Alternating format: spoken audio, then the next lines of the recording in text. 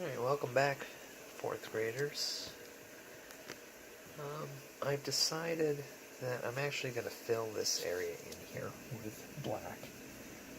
I was going to do it with line work, but I feel like this is going to be such a washed out and light area, I need some good contrast down here.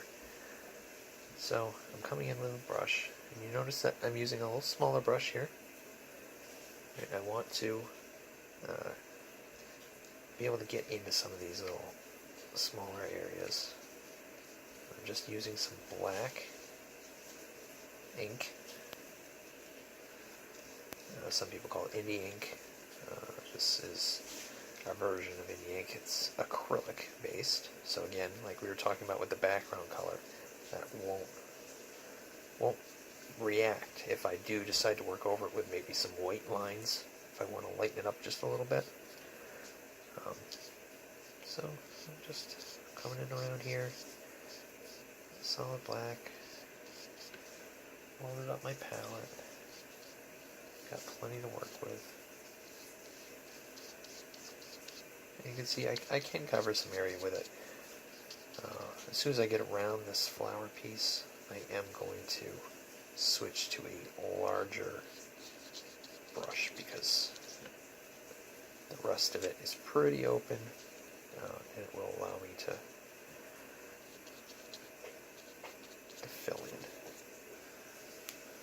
pretty well with it. I don't have to be quite as careful. I'll just kind of get my line going here.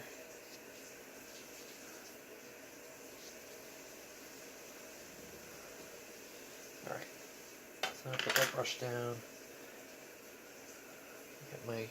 This is a little bit larger of a brush here. Just going to let me do my work quickly. Fill this in so you can see what happens. Now, you can see as I work, sometimes I can leave some of these strokes in here. So what I've done is I've put some ink on the brush, I've worked with it, and then as I start to run out, instead of refilling, I'm doing a technique called dry brush. So there is material on my brush, but it's not super saturated. Just kind of drags over it, catches some of the texture of the paper, and I kind of like that.